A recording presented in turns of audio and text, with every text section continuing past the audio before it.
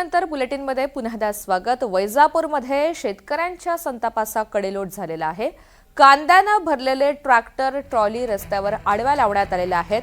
गंगापूर चौफुलीवर शेतकऱ्यांनी चक्काजाम आंदोलन छेडले। मुंबई नागपूर महामार्गावरील वाहतूक त्यामुळे पूर्णतः ठप्प झाली आहे। छत्रपती संभाजीनगर जिल्ह्यामधील वैजापूरमध्ये शेतकऱ्यांचा आक्रोश पाहायला मिळतोय। माहिती जाणून घ्यात मोहसिन शेख आपल्या सोबत आहेत। मोहसिन, शेतकऱ्यांच्या नेमक्या काय मागण्या आहेत ज्यामुळे हे आंदोलन केलं जातंय? नक्कीच कांद्याचे दर जे हे कांदे एक मोठं मार्केट वैजापूरला आहे। त्या ठिकाणी बऱ्याच भागातील शेतकरी कांदे विक्रीसाठी बाजारात तिथे आणतात। मात्र त्या ठिकाणी आज कांद्याचा भाव हा प्रचंड खाली आला आणि त्यामुळे हे सगळे शेतकरी संतप्त झाले।